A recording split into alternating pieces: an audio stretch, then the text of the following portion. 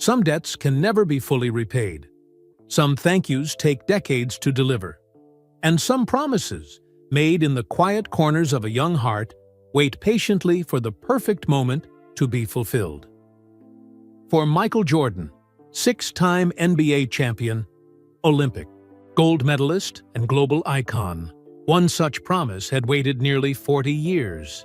A promise to thank the teacher who believed in him when he needed it most. The teacher who gave him words when basketball gave him wings. The teacher who saw greatness in him before anyone else did, even himself. On a sunny Tuesday morning in Wilmington, North Carolina, that promise was finally about to be kept. And what would happen next would change not just 2 lives, but thousands more. Michael Jordan's sleek black SUV pulled up to Emsley A. Laney High School in Wilmington, North Carolina. The morning sun bounced off the vehicle's tinted windows. It was Tuesday, just after 9 a.m., when most students were settling into their second-period classes. Michael adjusted his sunglasses and took a deep breath. His hands, the same ones that had held 6 NBA championship trophies, now gripped the steering wheel tightly. "You sure about this, Mr. Jordan?" asked Keith, his driver and security guard of 15 years. Michael nodded. "I've been putting this off for too long." It had been almost 40 years since he walked these halls as a skinny teenager with big dreams. The brick building looked smaller than he remembered. The basketball courts where he had spent countless hours practicing after being cut from varsity team were still there, though they now had fresh pavement and new hoops. "Wait here," Michael told Keith. "This is something I need to do alone." Keith raised an eyebrow but knew better than to argue with his boss. "Yes, sir. I'll be right here if you need me." Michael stepped out of the SUV. At 62, he still moved with the grace of an athlete. His hair was now sprinkled with gray, and lines framed his eyes, but there was no mistaking the man whose face had appeared on cereal boxes, sneakers, and billboards around the world. He reached back into the car and pulled out a small package wrapped in blue paper. Then, as an afterthought, he grabbed a worn notebook from the glove compartment. Its blue cover was faded, its corners soft from decades of handling. Inside were the words that had changed his life. Words written by Mrs. Ruby Crawford, his former English teacher who believed in him when no one else did. As Michael walked toward the school's main entrance, a group of students spotted him from a classroom window. Their excited faces pressed against the glass, mouths open in disbelief. One boy pointed, jumping up and down. Even now, all these years later, kids still recognized him instantly. Michael smiled and waved, then continued toward the doors. His heart was beating faster than it should. He had faced the pressure of championship games, last-second shots with millions watching, but somehow this visit made him nervous in a different way. He hadn't told Mrs. Crawford he was coming. Now, 83 years old, she still volunteered at the school library 3 days a week, helping students who struggled with reading, just like he once did. Tuesday was one of her days. He had checked. The school secretary looked up as the door opened, then froze, her coffee mug halfway to her lips. "Good morning," Michael said with a smile. "I was hoping to surprise Mrs. Crawford. Is she in today?" The secretary, her nameplate read Mrs. Daniels, opened and closed her mouth twice before finding her voice. "Mr. Jordan, oh my goodness. Yes, Mrs. Crawford should be in the library this morning." Michael thanked her and turned toward the hallway, but Mrs. Daniels called after him. "Mr. Jordan, would you mind? I hate to ask, but would you mind signing something for my grandson? He's your biggest fan." "Of course." Michael signed the notebook she quickly produced. He had signed millions of autographs over the years, but he never forgot what his father James had taught him. Always be gracious, because people remember how you treat them. As Michael walked the familiar hallways, memories flooded back. There was the classroom where he had struggled through algebra, the gym where he had played his first varsity game after finally making the team his junior year, the cafeteria where he had sat with his friends, talking about basketball and girls and dreams that seemed impossible at the time. The school had been renovated over the years, but the bones were the same. New paint covered the walls, modern lockers had replaced the old ones, but it was still Laney High. This was where his journey began, long before the NBA championships, Olympic gold medals, and becoming a global icon. Michael paused outside the library doors. Through the small windows, he could see rows of bookshelves, computers that hadn't existed when he was a student, and tables where teenagers were studying. And there, in the corner at a small desk, sat Mrs. Crawford.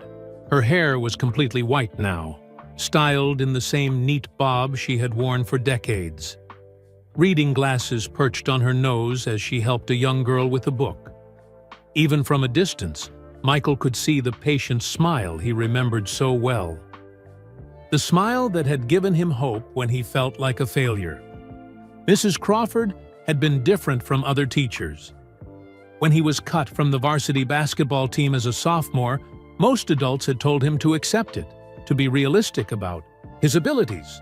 But not Mrs. Crawford. She had seen his determination, his hunger to prove everyone wrong. Michael remembered sitting in her English class, trying to hide his disappointment after seeing the team roster without his name on it.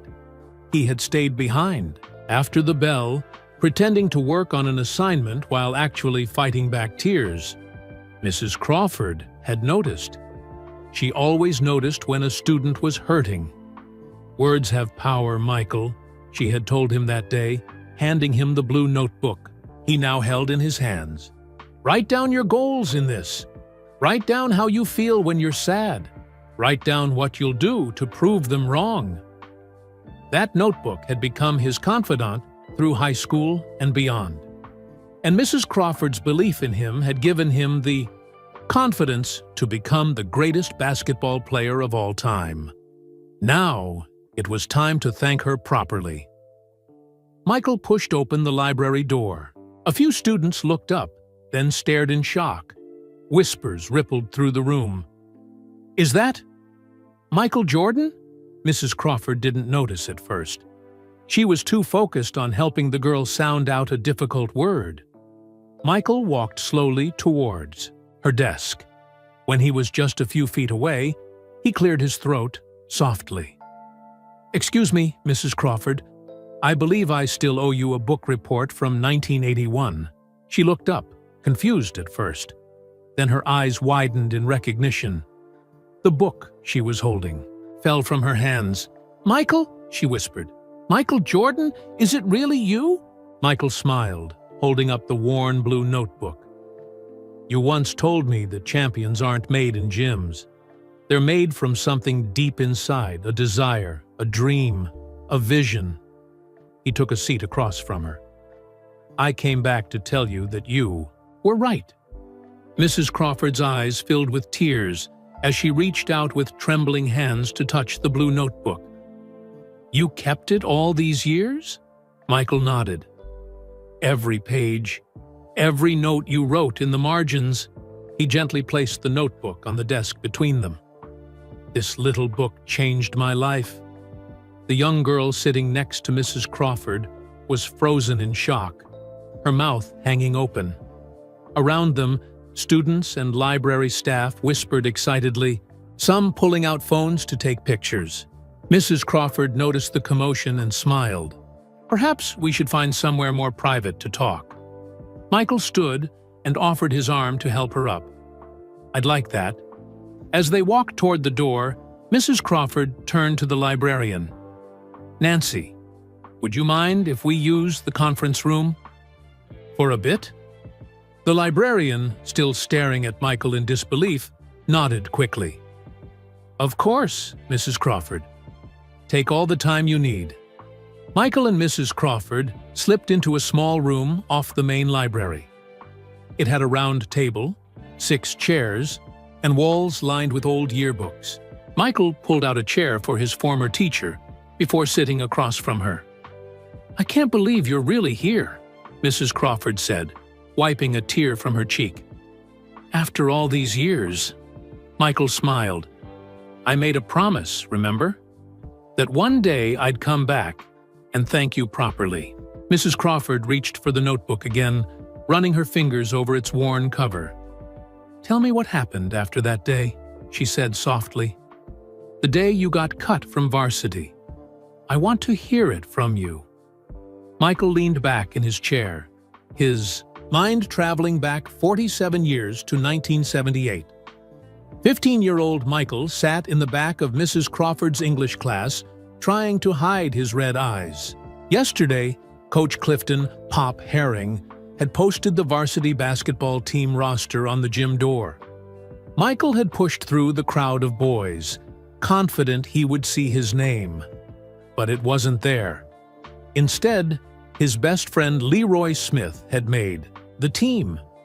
At 6'7", Leroy was 7 inches taller than Michael. Coach Herring said Michael was too small for varsity.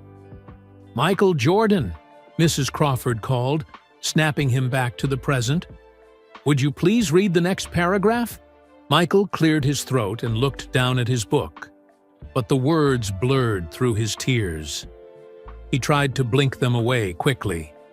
"Page 42, second paragraph," Mrs. Crawford prompted gently. Michael found the place and began reading aloud, his voice cracking slightly. He stumbled over several words, especially perseverance and determination. Ironically, these were exactly what he needed right now. After class, as other students filed out, Mrs. Crawford called, "Michael, could you stay a moment?" Michael froze. Was he in trouble for not paying attention? He approached her desk nervously. "Is everything all right?" Mrs. Crawford asked, looking up at him with kind eyes. Michael considered lying, saying everything was fine. But something about Mrs. Crawford's expression made him tell the truth. "I didn't make the varsity team," he admitted, staring at the floor. "Coach says I'm too small." Mrs. Crawford was quiet for a moment. "Basketball is very important to you, isn't it?" Michael nodded. "It's everything. I play every day at the playground, on 15th Street with my older brother Larry. He always beats me, but I'm getting better." "And now you feel like your dream is over because you didn't make varsity this year?" When she put it that way, it sounded silly. But it didn't feel silly. It felt like the end of the world. "My father always told me I could be special at something," Michael said, finally looking up. "But now I'm not sure what that is." Mrs. Crawford opened her desk drawer and pulled out a blue notebook. It was nothing special, just a regular composition book from the school supply store. But she held it like it was important. "Michael, do you know what the most powerful tool in the world is?" she asked. Michael shrugged. "A basketball?" Mrs. Crawford laughed. "No, it's words. Words can tear people down or build them up. Words can change how we see ourselves and how we see the world." She handed him the notebook. "I want you to write down your goals in this. Write down how you feel when you're sad. Write down what you'll do to prove Coach Herring wrong." Michael took the notebook, confused. No teacher had ever shown such interest in him before. Most just cared about his grades, which were average at best. "Why are you helping me?" he asked. Mrs. Crawford smiled. "Because I grew up poor in rural North Carolina, too. I understand what it means to have a dream that seems impossible." She told Michael how she'd been the first in her family to finish high school, then college. How people said a black woman from the country had no business being a teacher. How she'd proven them all wrong. "Sometimes all we need is one person who believes in us," she said. "I believe in you, Michael Jordan." "You were that person for me," Michael told the elderly woman sitting across from him now. "You believed in me when no one else did." Mrs. Crawford smiled. "I saw something special in you. Not just athletic ability, but determination, fire." "I started writing in that notebook every night," Michael continued. "I wrote about practicing in my backyard until my mother called me in for dinner, about growing 2 inches that summer, about how I was going to make varsity next year, no matter what." "You certainly did," Mrs. Crawford said with pride. "I remember how Coach Herring's jaw dropped when you walked into tryouts junior year. You had grown so much, in height and in skill." Michael nodded. "I practiced every day, 6, 7 hours sometimes. My hands would be raw. My legs would shake. But I kept going, because I didn't want to let you down." "You never let me down, Michael." "Do you remember checking my notebook every week?" Michael asked. "You would correct my spelling and grammar, but never judge what I wrote." Mrs. Crawford laughed. "Your spelling was atrocious, but your passion jumped off the page." "You taught me new words to express how I felt," Michael said. "Words like perseverance, dedication, and resilient. I still use those words today when I talk to young players." He opened the notebook to a page where Mrs. Crawford had written in red pen along the margin, "Your determination is remarkable, Michael. Keep going." These notes kept me going on days when I wanted to quit. Michael said quietly, "When my arms ached from shooting basketballs for hours, when other students laughed at my dream of playing college basketball." Mrs. Crawford's eyes were wet again. "I had no idea my little notes meant so much." "They meant everything," Michael assured her. "You were the first person outside my family who really believed I could be great." He turned to another page where she had written, "Success isn't given. It's earned." "I've said that exact phrase in dozens of interviews," Michael admitted. "I never told anyone where I heard it first." Mrs. Crawford smiled. "I stole it from my own high school teacher. That's how education works. We pass on the best of what we learned." Michael thought about all the coaches, teammates, and mentors he'd had over his long career. None had made a bigger impact than this quiet English teacher who saw potential in a disappointed 15-year-old boy. "By junior year, I made the varsity team," Michael continued. "I'd grown to 6.3, and my skills had improved dramatically." "Was at your first game," Mrs. Crawford recalled. "You scored 35 points. I screamed myself hoarse, cheering for you." Michael grinned. "I remember seeing you in the stands. You were wearing a blue cardigan with a brooch shaped like a book." Mrs. Crawford's mouth fell open. "You remember what I was wearing?" "I remember everything about that day," Michael said. "It was the first time I thought maybe I could really be something special. And you were there to see it." He paused, looking down at his hands, the hands that had earned him millions of dollars, that had clutched championship trophies, that had signed countless autographs. "I went on to North Carolina, then the NBA," he said softly. "I won championships, gold medals, MVP awards, but I never forgot where it all started." Michael reached into his jacket pocket and pulled out the small package wrapped in blue paper. "I brought you something," he said, sliding it across the table. "It's not much compared to what you gave me, but I wanted you to have it." Mrs. Crawford carefully unwrapped the package. Inside was a small gold basketball on a chain. Engraved on the back were the words, "To Mrs. Crawford, you gave me wings. Thank you." "Michael Jordan." "Oh, Michael," she whispered, clutching the necklace to her heart. Michael smiled. "There's more. Much more. But first, I want you to tell me about your life.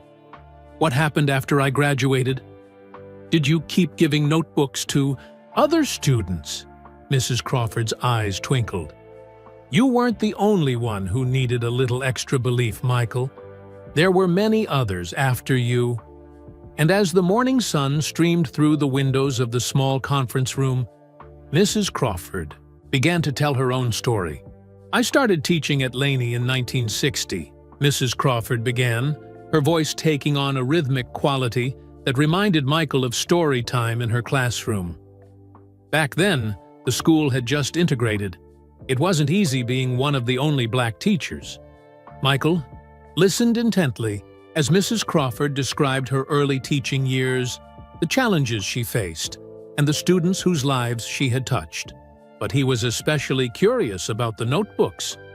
Did you give notebooks to other students besides me? He asked. Mrs. Crawford's eyes twinkled. I did.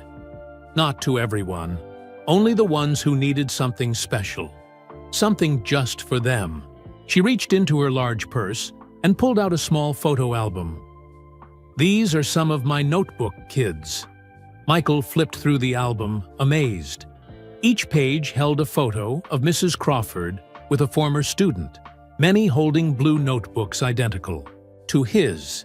Teachers, doctors, business owners, artists, all smiling proudly next to their former English teacher.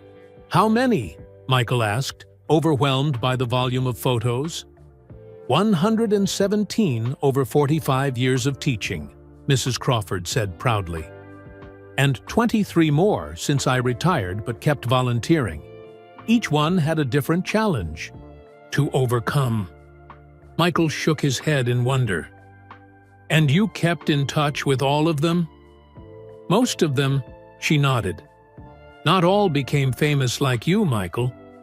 But each one is special in their own way. Michael turned back to his worn blue notebook, running his fingers over the cover. Would you like to see what I wrote in here? Mrs. Crawford's eyes widened. Only if you're comfortable sharing it. Those words were meant to be private. I want you to see what your gift really meant to me, Michael insisted, opening the notebook to the first page. Young Michael sat on his bed, staring at the empty notebook Mrs. Crawford had given him that afternoon. He wasn't sure what to write. He'd never kept a journal before. Finally, he uncapped his pen and began. October 18th, 1978 today. Coach Herring cut me from varsity. I cried when I got home. Mom said it's okay to be sad, but Dad said use the pain to get better. Mrs. Crawford gave me this notebook to write down my goals and feelings. Here are my goals. Grow taller, at least 6 feet. 2. Practice basketball 2 extra hours every day. 3. Make varsity team next year. 4. Be the best player in school by senior year. 5. Get a college scholarship. 6. Make it to the NBA. Mom says number 6 is dreaming too big. Maybe she's right, but I'm writing it anyway. The next day, Michael brought the notebook to Mrs. Crawford as instructed. She read his entry, corrected a few spelling errors, and wrote at the bottom, Dreams should be big, Michael. The bigger the dream, the harder. You'll work. Encouraged, Michael began writing in the notebook every night. He recorded his daily basketball practices, how many jump shots he made out of 100 attempts, the extra hours he spent shooting hoops in his backyard until his mother Dolores called him in for dinner. November 3rd, 1978 practiced for 3 hours after school today. Larry beat me 11-9 in one-on-one, but it's the closest I've ever come to beating him. My jump shot is getting better. My hands hurt, and I've got a blister on my right thumb, but I don't care. I'm thinking about Coach Herring's face when he sees how good I am next year. Mrs. Crawford checked on the notebook once a week. She corrected his spelling and grammar, but never judged what he wrote. Instead, she taught him new words to express his feelings better. December 10th, 1978, Mrs. Crawford taught me a new word today. Perseverance. It means keeping going, even when things are hard. She says, I have lots of perseverance because I practice, even when I'm tired or when other kids make fun of me for spending so much time on basketball. As the months passed, the notebook became Michael's closest confidant. He wrote about his frustrations and his small victories. He wrote about growing an inch taller over Christmas break.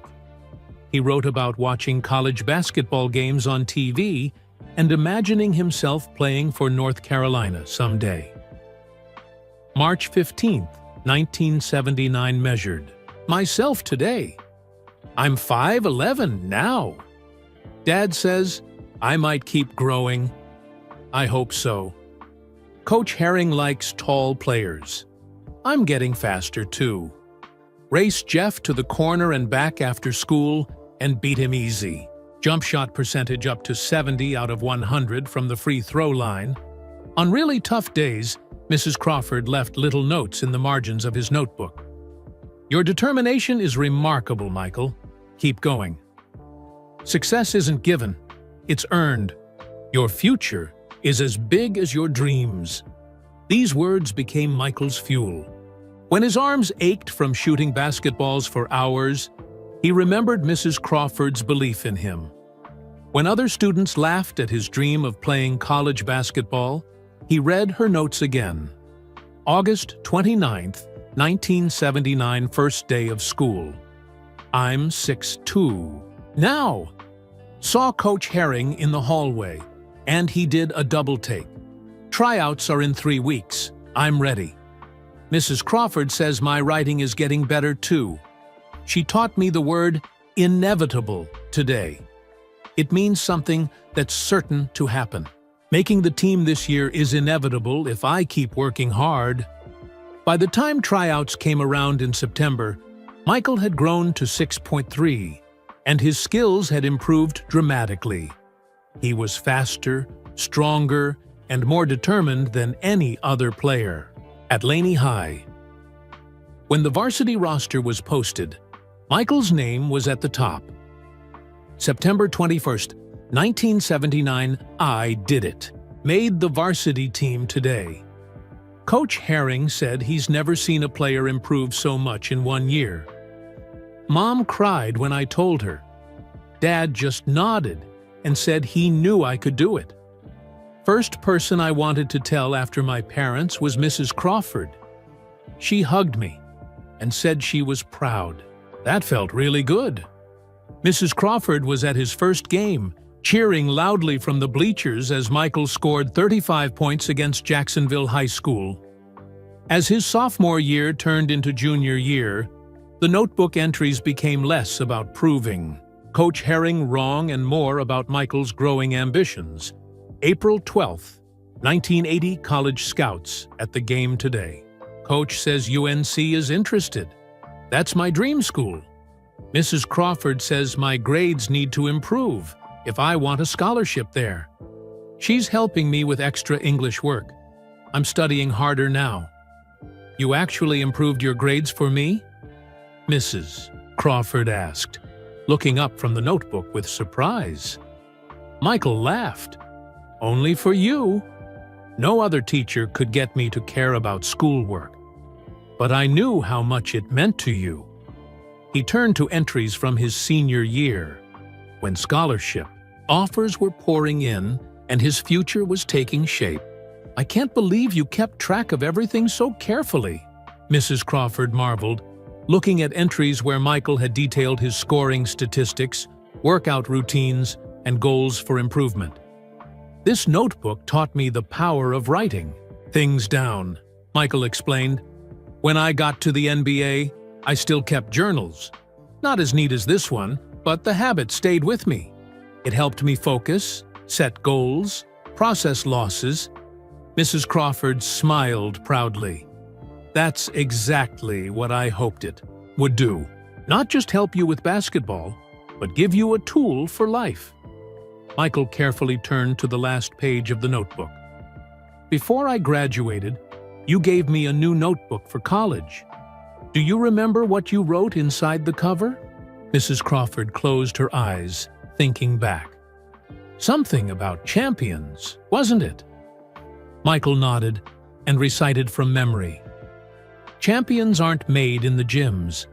Champions are made from something deep inside. A desire, a dream, a vision. Stole that from Muhammad Ali, Mrs. Crawford admitted with a small smile. It doesn't matter where it came from, Michael said. Those words stayed with me through NCAA championships, Olympic gold medals, and 6 NBA titles with the Chicago Bulls. Through the death of my father, my brief baseball career, and everything after basketball. He closed the notebook gently. You gave me more than words, Mrs. Crawford. You gave me belief. And that's what I came here to thank you for today. Mrs. Crawford reached across the table and took Michael's hand. Her skin was thin and spotted, with age, but her grip was surprisingly strong. You did all the hard work, Michael, she said firmly. I just gave you a push in the right direction. Michael shook his head.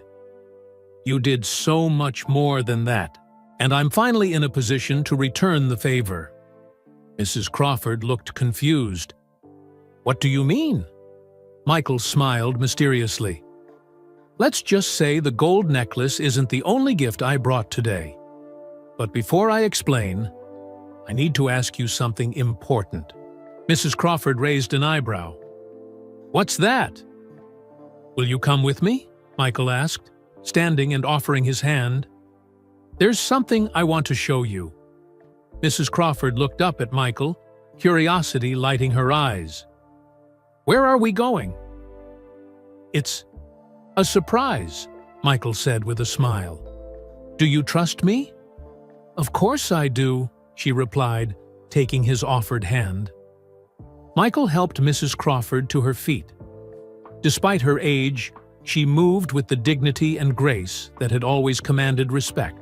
In her classroom, he carefully tucked the blue notebook into his jacket pocket and escorted her out of the conference room. As they walked through the library, students and staff stared in amazement. The librarian rushed forward with Mrs. Crawford's purse and sweater. Do you need anything else, Mrs. Crawford? She asked, shooting excited glances at Michael. No, thank you, Nancy. I'm apparently going on an adventure with Mr. Jordan. Mrs. Crawford smiled. I should be back for tomorrow's reading group. Don't worry about a thing, Nancy assured her.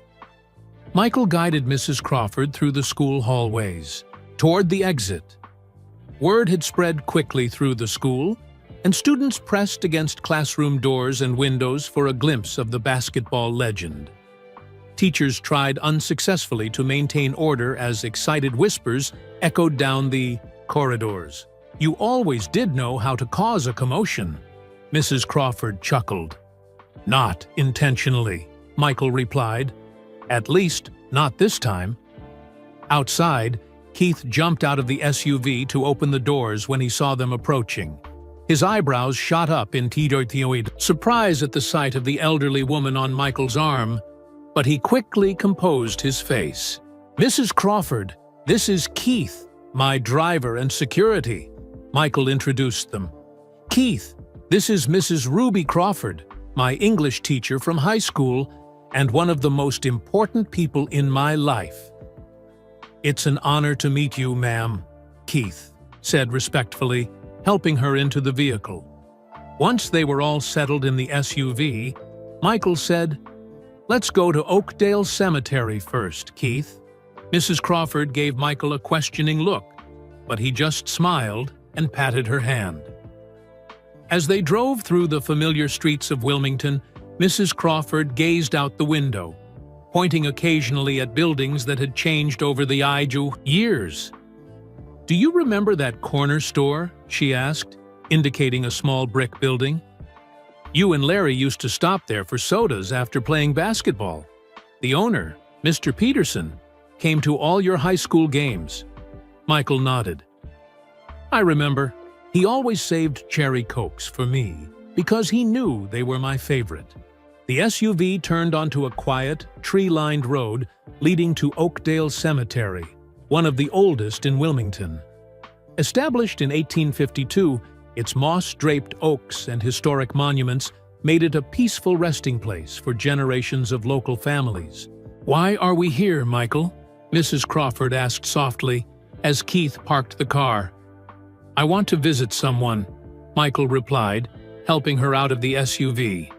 "Someone important to both of us." They walked slowly along the winding paths, Michael matching his stride to Mrs. Crawford's careful steps.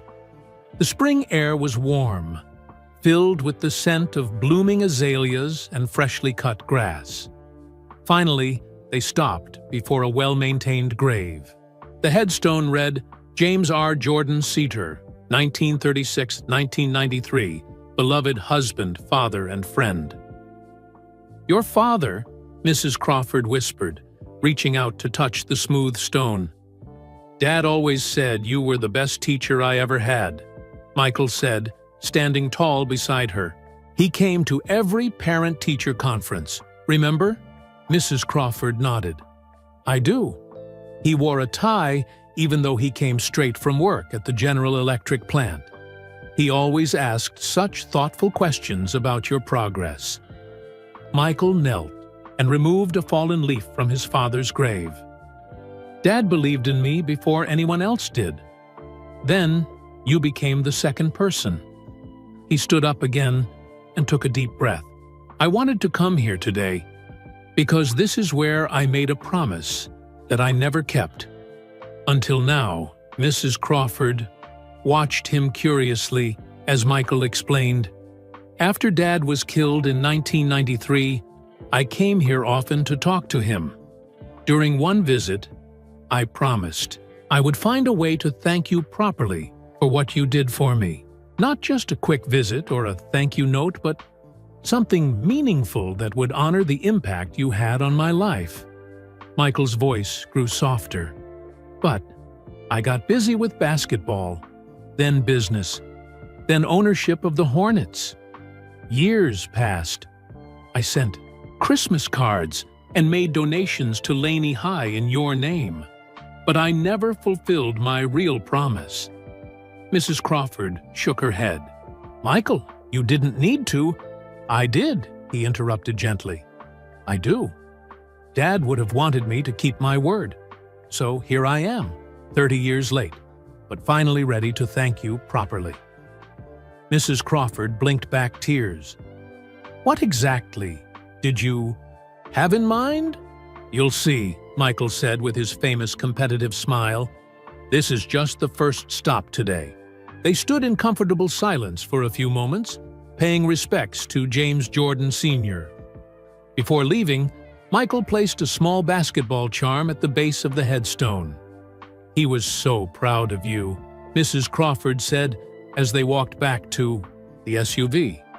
"Not just because of basketball, but because of the man you became." Michael nodded, emotion thick in his throat. "I wish he could have seen everything that happened after. The second three-peat with the Bulls, my kids growing up, the Hornets franchise." "He saw," Mrs. Crawford said with conviction. "Maybe not with his eyes, but he saw." Their next stop was unexpected. Laney High School's old gymnasium. Now used mainly for physical education classes and junior varsity games, it had been replaced by a newer, larger facility for varsity competitions. Michael led Mrs. Crawford through the side entrance that coaches and players had used decades ago. The familiar smell of floor polish and old wood brought back a flood of memories. "This is where it all began," Michael said, his voice echoing in the empty space. "Right here on this court." The gym looked smaller than he remembered. The wooden bleachers were worn, the championship banners faded. But it was still special. "Before graduating high school, I came here one last time," Michael explained, walking to center court. "It was the night before I left for Chapel Hill to start summer training at UNC. Mrs. Crawford followed him, her footsteps slow but steady. "I was so excited about going to North Carolina," Michael continued. "I had my scholarship, my future ahead of me. but I wanted to say goodbye to this place properly." He turned to face Mrs. Crawford. "You found me here that night. Do you remember?" Mrs. Crawford smiled. "I was returning some books to the library and saw the lights on in the gym. You were shooting free throws all by yourself." Michael nodded. 200 consecutive free throws. I wouldn't let myself leave until I made 200 in a row. "You were always so hard on yourself," Mrs. Crawford said, shaking her head. "You gave me a new notebook that night," Michael said. "A red one for college." Mrs. Crawford's eyes lit up with recognition. "I did. I had it special ordered from the university bookstore with the UNC logo. Inside the cover, you wrote, 'Champions aren't made in the gyms. Champions are made from something deep inside. A desire, a dream, a vision.' And you promised that when you became successful, you'd come back and thank me properly." Mrs. Crawford finished for him. "I never expected you to keep that promise, Michael. You've had such an extraordinary life." Michael took her hands in his. "That's exactly why I needed to keep it. Because without you, that extraordinary life might never have happened." He led her to the bleachers, where they sat side by side looking out at the empty court. "What happened to that red notebook?" Mrs. Crawford asked. Michael smiled. "It's in a safe at my house, along with all my other important keepsakes. I filled every page during my years at North Carolina." "I wish I could read it," Mrs. Crawford said. "Maybe someday," Michael replied. "But first, we have one more stop to make, the most important one." He helped Mrs. Crawford to her feet again. As they walked toward the exit, Michael turned for one last look at the court where his legend began. "You know," Mrs. Crawford said thoughtfully, "the best thanks you ever gave me wasn't anything you said or did. It was what you became." Michael squeezed her hand gently. "Well, I'm about to thank you better than that. Much better." As they walked back to the SUV, Michael checked his watch. It was nearly noon. His plan was unfolding perfectly so far, but there was still much to do. "Where to next?"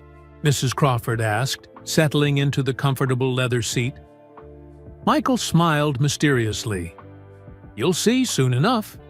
Keith, let's head to Market Street." As they drove through downtown Wilmington, Mrs. Crawford pointed out changes to the historic district. New restaurants and shops had replaced some of the old establishments, but the charming character of the port city remained. "The city has grown so much since you left," she told Michael, "but it still has that special feeling, doesn't it?" Michael nodded. "That's why I still keep a home here. No matter where I've lived, Chicago, Charlotte, Florida, Wilmington will always be home." Keith pulled up in front of an elegant restaurant called Caprice Bistro. The French restaurant was housed in a beautifully restored historic building with large windows and a charming awning. "Lunchtime," Michael announced, helping Mrs. Crawford out of the vehicle. "I've reserved the private dining room upstairs." The restaurant owner himself greeted them at the door, barely containing his excitement at having such a famous guest. "Mr. Jordan, Mrs. Crawford, welcome. Everything is ready upstairs." As they climbed the narrow staircase to the second floor, Michael kept a supportive hand on Mrs. Crawford's elbow. The private dining room was intimate and elegant, with a table set for two by a window overlooking the Cape Fear River. "This is lovely, Michael," Mrs. Crawford said as a waiter held her chair. "But you still haven't told me what this big thank you is all about." Michael sat across from her. "Patience was never your strongest virtue, Mrs. Crawford," he teased. "I remember you pacing the classroom when we took too long with our quizzes," she laughed. "Some things never change." After they ordered French onion soup and salmon for Mrs. Crawford, steak for Michael, he pulled out his phone. While we wait for our food, there's something I need to check, he said, typing quickly. His expression grew concerned as he read something on the screen. Is everything all right? Mrs. Crawford asked. Michael looked up. I'm not sure. I was supposed to meet with someone important after lunch, but they're not responding to my messages. He pressed a button on his phone.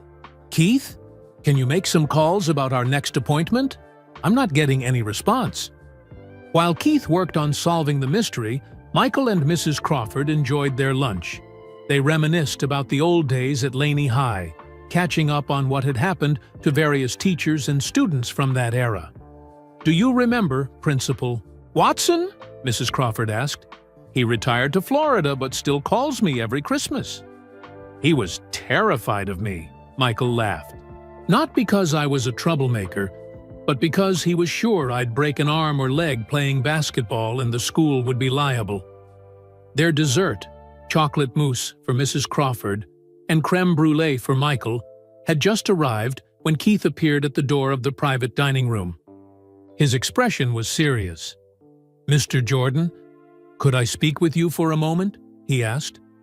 Michael excused himself and stepped into the hallway with Keith. When he returned a few minutes later, his face was grim. What's wrong? Mrs. Crawford asked. Immediately. Michael sat down heavily. There's been a change of plans. The person I wanted you to meet this afternoon, they're in the hospital. Mrs. Crawford's hand flew to her heart. Oh my! Is it someone I know? Yes, Michael said quietly. It's Rachel Thompson. Mrs. Crawford gasped. Little Rachel? From my class of '95? Michael nodded. Not so little anymore. She's 48 now and the director of the Wilmington Literacy Council. She was going to help me present your surprise. What happened to her? Car accident last night, Michael explained. She's stable, but has a broken leg and concussion. They're keeping her for observation at New Hanover Regional Medical Center. Mrs. Crawford pushed her dessert aside. We should visit her. That's exactly what I was thinking, Michael agreed. He signaled for the check. There's been a change to our surprise, but maybe it's for the better. Everything happens for a reason. 20 minutes later, they arrived at New Hanover Regional Medical Center, the largest hospital in the area. Michael had called ahead, and the hospital administrator was waiting to escort them personally. Ms. Thompson is on the 3rd floor, the administrator said, leading them to a private elevator. She's awake and will be thrilled to see you both. As they walked through the hospital corridors, Michael noticed Mrs. Crawford slowing down, her breath coming a little heavier. Are you all right? He asked with concern. Just these old bones, she assured him with a smile. Don't heal as quick as they used to. The administrator showed them to room 317, where Rachel Thompson was propped up in bed, her right leg in a cast. Her face lit up when she saw her visitors. Mrs. Crawford! Michael Jordan! Oh my goodness! She tried to sit up straighter, wincing at the movement. Careful now, Mrs. Crawford said, moving quickly to her bedside. No need to hurt yourself more. Rachel looked embarrassed. I'm so sorry about today, Mr. Jordan. I know how important this was supposed to be. Don't worry about it, Michael reassured her. The plans have changed, but the surprise is still happening. Just a little differently now. Mrs. Crawford looked back and forth between them. Would someone please tell me what this surprise is? Before either could answer, a doctor appeared in the doorway. Excuse me, but I need to check on Ms. Thompson. He stopped short when he recognized Michael. Oh, Mr. Jordan. I'm Dr. Bennett. It's an honor to meet you. After they shook hands, Dr. Bennett turned his attention to Mrs. Crawford. He studied her with a professional eye. Ma'am, are you feeling all right? You look a bit pale. I'm fine, Mrs. Crawford insisted. Just a long day of excitement. Dr. Bennett wasn't convinced. Would you mind if I checked your pulse? Mrs. Crawford reluctantly agreed. After taking her pulse and blood pressure. The doctor frowned. Your blood pressure is quite elevated, and your heart rate is faster than I'd like. How long have you been on your feet today? We've been out for a few hours, Michael admitted, looking concerned. I think you should sit down and rest, Dr. Bennett advised Mrs. Crawford. Perhaps in the waiting area, while I examine Ms. Thompson. Michael helped Mrs. Crawford to a comfortable chair in the waiting room. I'm sorry, he said. I didn't think about how tiring this day might be for you. Nonsense. Mrs. Crawford waved away his concern. I'm having a wonderful time. Just need to catch my breath a bit. While they waited, Michael stepped away to make some phone calls. Mrs. Crawford could hear snippets of his conversation. Something about changed plans and moving everything to tomorrow. When he returned, his expression was serious. I think we should get you home to rest. We can continue our adventure tomorrow when you're feeling stronger. Mrs. Crawford started to protest, but stopped when she saw the worry in Michael's eyes. Perhaps you're right, she conceded. These old bones aren't what they used to be. Michael helped her to her feet. Keith will take you home, and I'll meet you there in a bit. I just need to finish some arrangements for tomorrow. As they walked slowly toward the elevator, Mrs. Crawford suddenly stopped. Michael, look, she said, pointing to a sign on the wall, Pediatric Oncology Unit. Michael followed, her gaze. What about it? When I was still teaching, I used to volunteer there, reading to the children, Mrs. Crawford explained. I wonder if they still need readers. Before Michael could respond, a nurse approached them. Mrs. Crawford. Ruby Crawford. Mrs. Crawford turned in surprise. Yes? The nurse smiled broadly. I thought that was you. I'm Susan Matthews. You probably don't remember me, but you gave me a purple notebook in 1992. I was struggling with science, and you helped me study. Now I'm the head nurse of this unit. Mrs. Crawford's eyes widened in recognition. Susan, of course I remember you. You wanted to be a nurse since 3rd grade. Susan nodded excitedly. And here I am. I can't believe you're here. The children would love to meet you.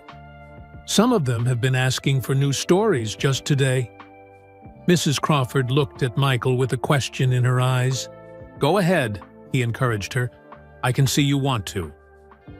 Just for a few minutes, Mrs. Crawford agreed. I'd love to meet the children. As Susan led Mrs. Crawford toward the children's ward, Michael pulled out his phone again. This unexpected detour had given him an idea, one that would make his surprise even more special. Change of plans, he told the person on the other end of the line. I need everything moved to New Hanover Medical Center. Yes, the whole thing. And I need it ready by tomorrow afternoon. He smiled as he watched Mrs. Crawford disappear down the hallway, her steps somehow more energetic now that she was heading toward children who needed her. Some things never changed. Michael followed the sound of Mrs. Crawford's voice down the hospital corridor. He found her in a brightly colored room filled with children in pajamas and hospital gowns. Some sat in wheelchairs, others in regular chairs, and a few were in hospital beds that had been wheeled in for the impromptu story time.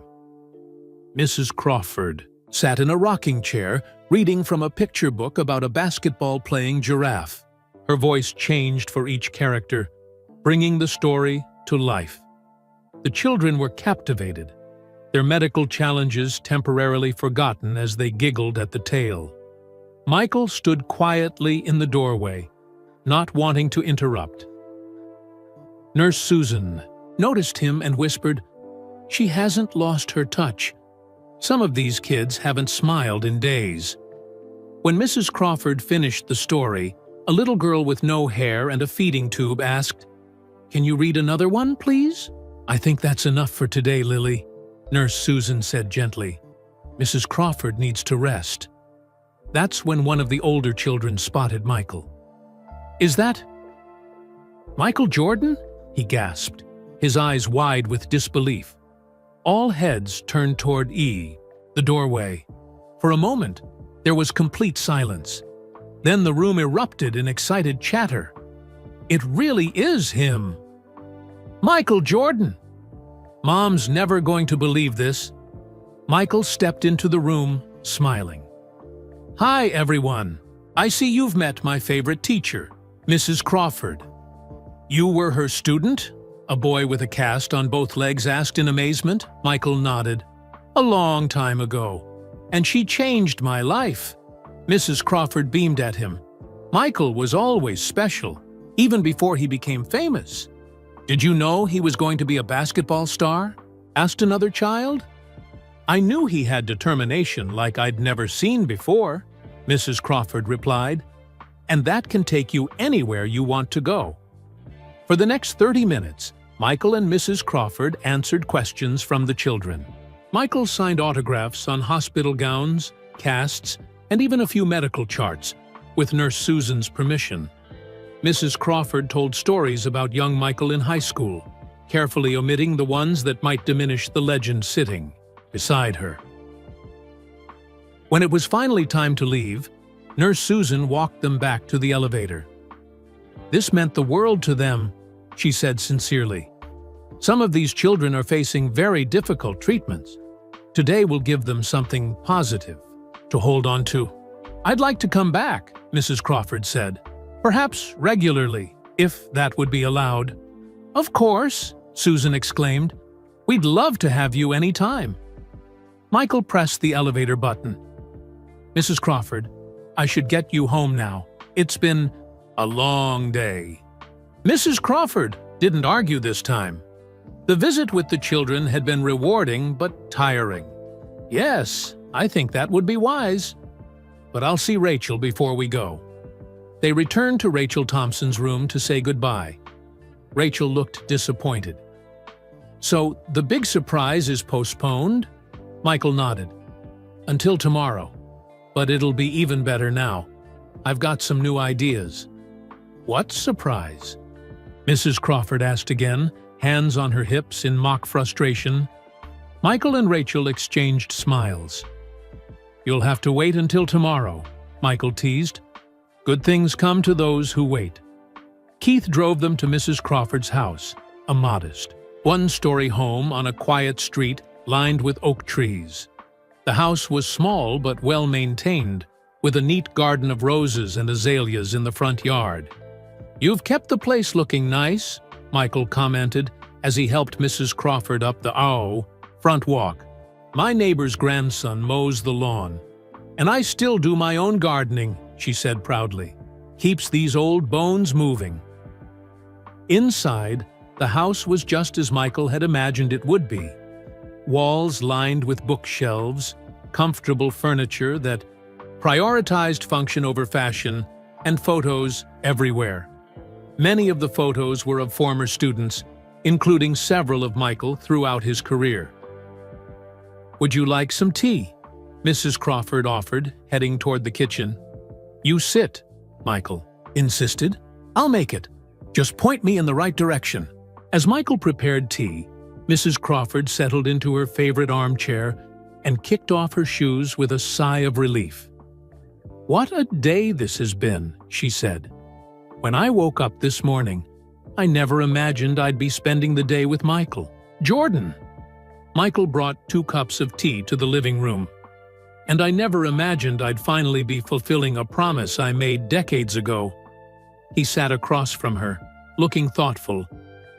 "Seeing you with those children today, it reminded me of how you were with us in school. Always patient, always encouraging. You had that same look in your eyes." Mrs. Crawford smiled. "Teaching isn't just about transferring knowledge.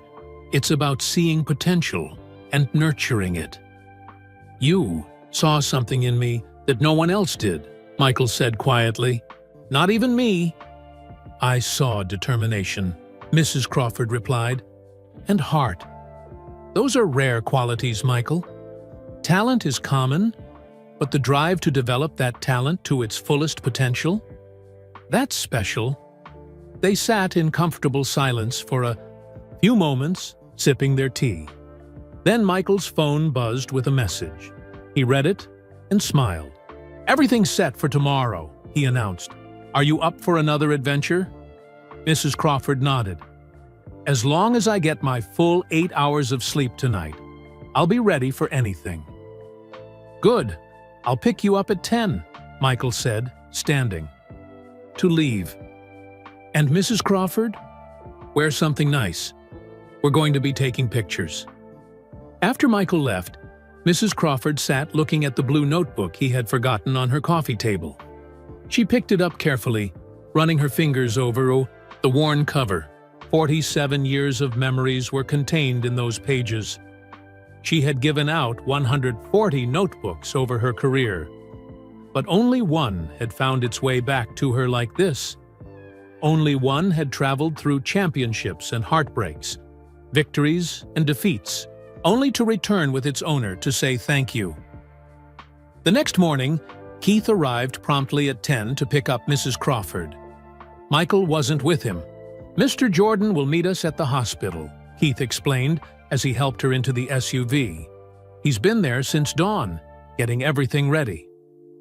When they arrived at New Hanover Regional Medical Center, Keith escorted Mrs. Crawford to a conference room on the first floor.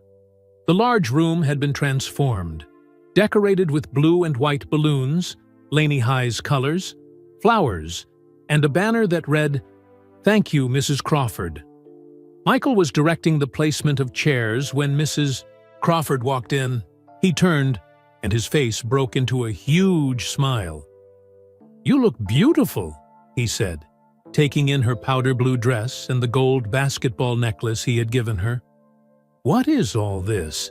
Mrs. Crawford asked, looking around in amazement. "This," Michael said proudly, "is your long overdue thank you." He led her to a comfortable chair in the center of the room. "Just wait here for a few minutes. Our guests will be arriving soon." "Guests? What guests?" Michael just smiled mysteriously and walked away to speak with a woman setting up a video camera in the corner of the room. Mrs. Crawford sat patiently, watching the room fill with hospital staff and patients who could walk or be wheeled in. Rachel Thompson arrived, her leg in a cast, but her face glowing with excitement. She wheeled herself over to Mrs. Crawford. "Are you ready for the surprise?" Rachel asked. "I still don't know what it is," Mrs. Crawford admitted. Rachel smiled. "You'll find out in about 1 minute. Look, here they come." Mrs. Crawford turned toward the door. What she saw made her breath catch in her throat. People were filing into the room, dozens of them, of all ages. Some were in their 50s and 60s, others in their 20s or 30s. A few were even teenagers, and each person carried a notebook. Blue, green, red, purple, yellow. Notebooks of every color, but all the same size and style. "My notebook, kids," Mrs. Crawford whispered as tears filled her eyes. "But how?" Before Rachel could answer, Michael stepped to the front of the room, holding a microphone. "Mrs. Crawford," he began, his deep voice filled with emotion, "I promise to thank you properly someday. Today is that day." "Mrs. Crawford," Michael continued, 47 years ago, you gave me a blue notebook and told me to write down my dreams. You believed in me when no one else did. That notebook changed my life." He gestured to the crowd filling the conference room. "But as I discovered yesterday, I wasn't the only one. You changed many lives with your notebooks and your belief." Mrs. Crawford sat speechless, tears streaming down her face as she looked at the faces of former students, now adults with lives and families of their own, all holding their treasured notebooks. "When I decided to come thank you," Michael explained, "I reached out to Rachel Thompson, who helped me track down as many of your notebook kids as possible. We found 93 of them. 78 are here today. A man in his 50s stepped forward. I'm Dr. James Wilson now, but I was just Jimmy, who couldn't pass science when you gave me this green notebook in 1982.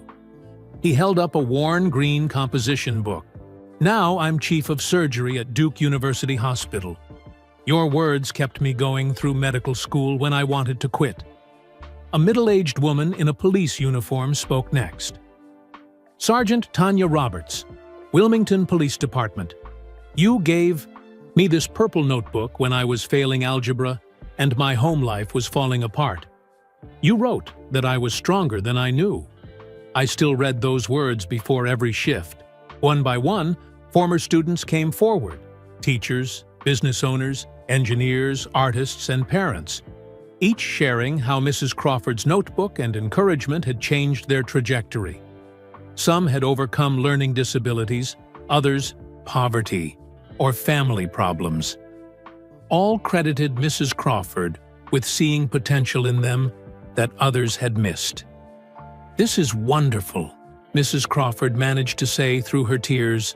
So wonderful to see you all grown up and doing such amazing things. When the last student had spoken, Michael took the microphone again. This reunion is just the beginning of my thank you, Mrs. Crawford. The real surprise is what comes next. He nodded to Rachel, who wheeled herself forward with a folder. Michael's foundation is creating the Ruby Crawford Scholarship, she announced. It will provide full college tuition for Laney High students who show exceptional character and determination, especially those facing significant challenges. Michael added, the scholarship will fund 20 students per year, forever. That's how long your impact will last, forever. The room erupted in applause.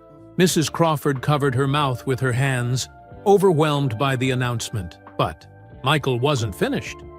There's more, he said, signaling to Keith, who brought in a large presentation board covered with a cloth. While talking with your notebook, kids, I learned something remarkable, Michael explained. 17 of them are now working right here at New Hanover Regional Medical Center. Doctors, nurses, administrators, and technicians. He pulled away the cloth to reveal architectural renderings of a beautiful new building. So I'm funding the construction of a new pediatric wing at this hospital. It will be called the Ruby Crawford Children's Center. More applause filled the room. Hospital administrators in the back were wiping away tears, having kept this secret for weeks during planning. The new center will include a special literacy program, Michael continued, where volunteers will read to children during their hospital stays, and the waiting rooms will be filled with notebooks, all colors, all sizes, for children who need a place to write down their thoughts and dreams during difficult times. Mrs. Crawford stood on shaky legs and embraced Michael, too emotional to speak. He held her gently, the basketball legend and the retired English teacher connected by something more powerful than fame or fortune. The simple act of believing in someone's potential. When Mrs. Crawford finally found her voice, she addressed the room. I don't deserve all this, she said humbly. I was just doing my job, the best way I knew how. You did more than a job, Michael countered. You changed lives. You changed my life. And mine, added Dr. Wilson. And mine, echoed Sergeant Roberts. More voices joined in until the room resonated with the chorus of lives transformed by one dedicated teacher. After the emotional reunion, Michael invited Mrs. Crawford and several of her former students to lunch in the hospital cafeteria, which had been transformed with tablecloths and decorations for the occasion. As they ate, the conversation flowed freely, decades melting away as former students reconnected with their beloved teacher. During a quiet moment, Mrs. Crawford leaned close to Michael. This is more than I ever could have imagined, she said, softly. But there's something I don't understand. Why did you bring everything here to the hospital? Rachel mentioned there were other plans originally. Michael explained how yesterday's unexpected hospital visit had changed everything. Seeing you with those children in the oncology ward, I realized this was the perfect place for your legacy. To continue, this is where your compassion and belief in others can keep making a difference. Mrs. Crawford nodded thoughtfully. It does seem right, doesn't it? So many of my former students working here already. Exactly, Michael agreed. And the new Children's Center will reach thousands of kids for generations to come. Your impact will never end. After lunch, Michael arranged for photographers to take pictures of Mrs. Crawford with her notebook kids. Group photos, individual portraits, and candid shots captured the joy of the reunion. Michael promised copies for everyone. These will be part of a special book we're creating, he told Mrs. Crawford. The Notebook Legacy: How Ruby Crawford Changed Wilmington one Student at a Time. Mrs. Crawford laughed. Now you're being ridiculous, Michael. No, I'm not, he said seriously. Your story deserves to be told. Your method was simple but profound, giving students a private place to express themselves and then responding with encouragement instead of judgment. That's something other teachers should learn. Throughout the afternoon, more surprises were revealed. Michael had arranged for Mrs. Crawford's house to be completely renovated while she was away. New roof, heating system, accessible bathroom, and kitchen. The work would begin tomorrow, and she would stay in a comfortable suite at Wilmington's best hotel during the renovations. Michael, this is too much, she protested. It's not enough, he insisted. Do you know how many millions of dollars I've made because of the confidence you gave me? This is just a small fraction of what I owe you. Then came the announcement that truly left Mrs. Crawford speechless. Michael revealed his foundation had established a teacher training program at the University of North Carolina, Wilmington, focused on methods for reaching struggling students. It would be called the Ruby Crawford Center for Educational Excellence. We'll be bringing teachers from across the country to learn how to do what you did naturally, Michael explained. How to see potential instead of problems, how to nurture determination, how to change lives one student at a time. Mrs. Crawford shook her head in amazement. I never had any formal method, Michael. I just tried to see each student as an individual with their own stories and struggles. And that's exactly what we want to teach others to do, Michael said firmly. As the celebration continued, Mrs. Crawford found quiet moments to connect with each of her former students. She remembered specific details about their time in her classroom, struggles they had overcome, goals they had set, progress they had made. Her remarkable memory touched each person deeply. How do you remember so much about each of us? Dr. Wilson asked in amazement. You must have taught thousands of students over your career. Mrs. Crawford smiled. When you truly care about someone, you remember what matters to them. It's as simple as that. Later in the afternoon, Michael pulled Mrs. Crawford aside. There's one more surprise, he said. But this one is just for you, not for the crowd. He handed her a small blue box, different from the one that had contained the gold basketball necklace. Inside was a key. What's this? She asked. The key to a new literacy center we're building. Downtown, Michael explained. The Ruby Crawford Literacy Center will provide free tutoring and reading materials for children and adults struggling with reading. It will be just 4 blocks from Laney High, in that empty building on Market Street. Mrs. Crawford fingered the key thoughtfully. Another building with my name on it. You're going to make me terribly vain, Michael. He laughed. Impossible. You're the most humble person I know. And what am I supposed to do with this literacy center? she asked, though her eyes already showed understanding. "Run it," Michael said simply. "If you want to.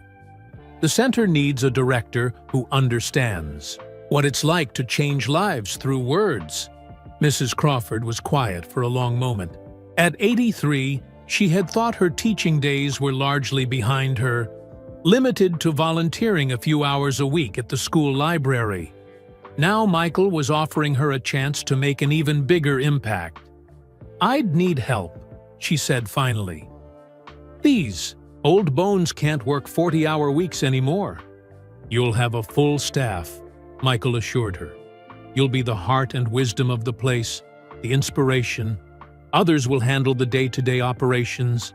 "Then yes," Mrs. Crawford decided, her eyes bright with new purpose. "I would be honored to direct the center." Michael grinned.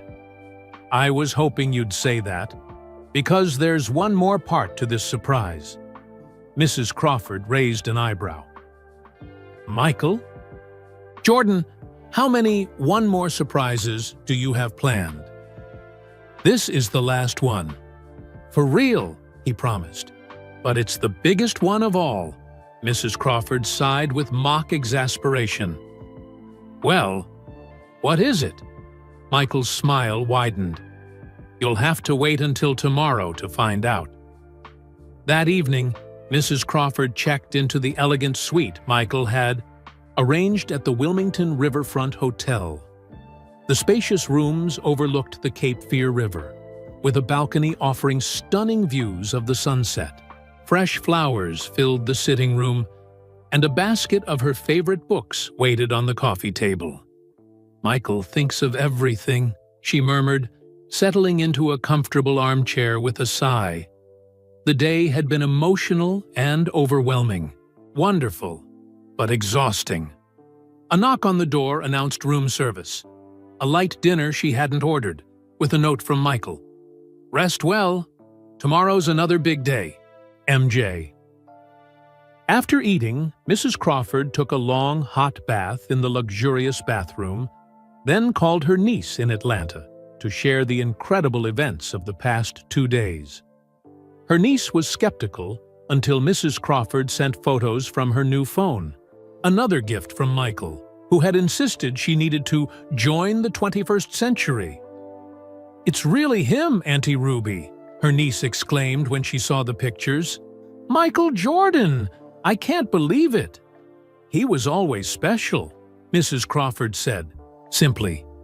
"Not just because of basketball, but because of his heart."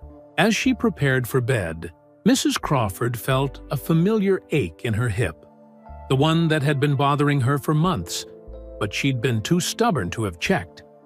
Today's excitement had aggravated it, sending sharp pains down her leg. "Just old age," she told herself, swallowing an aspirin before climbing into the king-sized bed. Nothing to worry about. But in the morning, the pain was worse. She could barely walk to the bathroom. When Michael called to check on her, she couldn't hide the strain in her voice. "What's wrong?" he asked immediately. "Just a bit of hip pain," she admitted. "Nothing serious." "I'm sending a doctor to your room," Michael said firmly. No arguments. 20 minutes later, a kind-faced woman arrived at her door. "Dr. Lisa Chen," she introduced herself. "I'm an orthopedic specialist at New Hanover. Mr. Jordan asked me to check on you." After a thorough examination, Dr. Chen looked concerned. "Mrs. Crawford, how long have you been having this pain?" "A few months," she confessed. "It comes and goes." "I think you need an X-ray," Dr. Chen said. "From what I can tell, this could be more than just arthritis. Would you allow me to arrange?" "That for you?" Mrs. Crawford hesitated. She hated hospitals when she was the patient, rather than the visitor. But she also knew Michael wouldn't proceed with his plans if she wasn't well. "All right," she agreed reluctantly. "But please tell Michael not to worry. I'm sure it's nothing serious." Dr. Chen smiled kindly. "I'll let him know. And don't worry, we'll take good care of you." An hour later, Mrs. Crawford was back at New Hanover Regional Medical Center, this time as a patient. X-rays confirmed Dr. Chen's suspicions. Mrs. Crawford had a hairline fracture in her hip that had been gradually worsening over time. "You need surgery," Dr. Chen explained gently. "The fracture won't heal properly on its own, and it could become a complete break if you fall." Mrs. Crawford's heart sank. Surgery at her age was risky, and the recovery would be long and difficult. But before she could respond, Michael appeared in the doorway of the examination room. "I heard," he said, his face serious. "What do we need to do, Dr. Chen?" Dr. Chen explained the procedure. A relatively simple surgery to stabilize the fracture with pins, followed by several weeks of rehabilitation. "When can you do it?" Michael asked. "We can schedule it for tomorrow morning," Dr. Chen replied. "The sooner the better." Mrs. Crawford looked distressed. "But what about your big surprise, Michael? All your plans?" Michael sat beside her and took her hand. "The plans can wait. Your health is what matters now." "I feel terrible," Mrs. Crawford said, blinking back tears. "You've gone to so much trouble." "Hey now," Michael said softly. "Didn't you teach me that obstacles are just opportunities in disguise? This is just a detour, not a dead end." Mrs. Crawford had to smile at hearing her own words repeated back to her. "I see you were paying attention in class after all." Michael grinned. "Some lessons stick with you forever." The surgery was scheduled for 8:00 a.m. the next day. Dr. Chen assembled a team of the hospital's best orthopedic specialists, many of whom had been Mrs. Crawford's students years ago, and were honored to care for their former teacher. Michael stayed with Mrs. Crawford until she was wheeled into the operating room, holding her hand and telling stories about his basketball days to keep her mind off the surgery. "I'll be right here when you wake up," he promised. True to his word, Michael was beside her bed in the recovery room when Mrs. Crawford opened her eyes 3 hours later. The surgery had gone perfectly, Dr. Chen reported. With proper rehabilitation, Mrs. Crawford would regain full mobility. "How do you feel?" Michael asked as she became fully conscious. "Like I've been tackled by Shaquille O'Neal," Mrs. Crawford mumbled, still groggy from anesthesia. Michael laughed. "That's a pretty accurate description of hip surgery." Over the next few days, Mrs. Crawford remained in the hospital, beginning the first stages of her recovery. Michael visited every day, sometimes bringing special guests, her former students, colleagues from Laney High, even some of the children from the oncology ward who wanted to read to her for a change. News of Mrs. Crawford's surgery and Michael's presence at the hospital spread quickly through Wilmington. Soon, cards and flowers began arriving from current and former students, some from as far back as her first years of teaching in the 1960s. "I had no idea so many people remembered me," Mrs. Crawford said, amazed at the outpouring of love and well wishes. "You're not easy to forget," Michael assured her. A week after surgery, Mrs. Crawford was ready to begin more intensive physical therapy. She was determined to recover quickly, but the process was painful and frustrating for someone who had always been independent. During one particularly difficult therapy session, when she was struggling to take even a few steps with her walker, Michael arrived to find her in tears. "I can't do this," she said, uncharacteristically defeated. "It hurts too much." Michael wheeled a chair next to her and sat down. "Do you remember what you wrote in my notebook when I wanted to quit after my first varsity game? I scored only 2 points, and the crowd booed me," Mrs. Crawford thought back. "I wrote that pain is temporary, but quitting lasts forever." "Exactly," Michael nodded. "You also said the strongest people aren't those who never fall, but those who get back up every time they do." Mrs. Crawford took a deep breath. Using my own words against me. That's fighting dirty, Mr. Jordan. I learned from the best, Mrs. Crawford, he replied with a grin. Now, let's take 5 more steps before we call it a day. With Michael's encouragement, Mrs. Crawford not only took 5 more steps, but managed 10. Each day after that, her progress improved. The physical therapists were amazed at her determination. She's tough as nails, one of them told Michael. Most patients her age take months to make the progress she's making in weeks. She's always been like that, Michael said proudly. That's why she was able to handle students like me. 3 weeks. After surgery, Mrs. Crawford was well enough to be discharged. But there was a problem. Her house was still under renovation, and the hotel wasn't ideal for someone recovering from hip surgery. I've got that covered, Michael assured her. Keith will take us there now.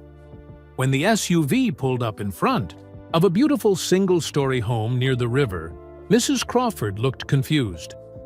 Where are we? Your temporary home, Michael explained, helping her from the vehicle. I've rented it for the next 2 months while you recover, and your house is being renovated.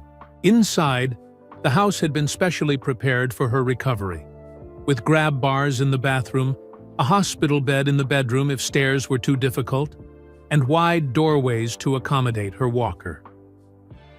Michael, this is too much, Mrs. Crawford protested. Nothing is too much for you, he replied firmly. Not after all you've done for me, for all of us. As he helped her settle into a comfortable chair overlooking the garden, Michael added casually, By the way, your surprise is still happening, just delayed a bit until you're stronger. Mrs. Crawford raised an eyebrow. You're still not going to tell me what it is? Nope, Michael said with a mischievous smile. But trust me, it'll be worth the wait. 3 months passed. Summer turned to fall, painting Wilmington in shades of gold and crimson. Mrs. Crawford's recovery progressed. Steadily, from walker to cane to walking unassisted, she tackled each milestone with determination that impressed her doctors. Meanwhile, Michael's promised surprises were taking shape throughout the city. Construction began on the Ruby Crawford Children's Center at the hospital. Renovations to her home were completed, with improvements that would make her life easier without sacrificing the character of the place she'd lived for 5 decades. The Ruby Crawford Literacy Center was ahead of schedule. Its downtown location, transformed from an empty storefront to a welcoming space filled with books, comfortable reading nooks, and tutoring rooms. Michael sent photos of the progress, but insisted Mrs. Crawford wait to visit until she was fully recovered. When basketball season began at Laney High School, Michael called with news. They're planning a special ceremony, he explained. The school wants to honor both of us by naming the gymnasium after me and the library after you. Mrs. Crawford was speechless. The library? After me? The Ruby Crawford Learning Center, Michael confirmed. It's perfect, don't you think? The ceremony is next Friday evening. Do you feel up to attending? Wild horses couldn't keep me away, Mrs. Crawford assured him. The night of the ceremony arrived. Mrs. Crawford wore a new dress, royal blue with a modest neckline, and the gold basketball necklace Michael had given her. Keith arrived in the SUV to drive her to the school. You look wonderful, he said, helping her into the vehicle. How's the hip? Much better, Mrs. Crawford replied. Still a bit stiff in the mornings, but Dr. Chen says that's to be expected. When they arrived at Laney High, the parking lot was full. Students directed traffic, wearing special T-shirts with Crawford Jordan Legacy Night printed across the front. Goodness, Mrs. Crawford murmured. I wasn't expecting such a crowd.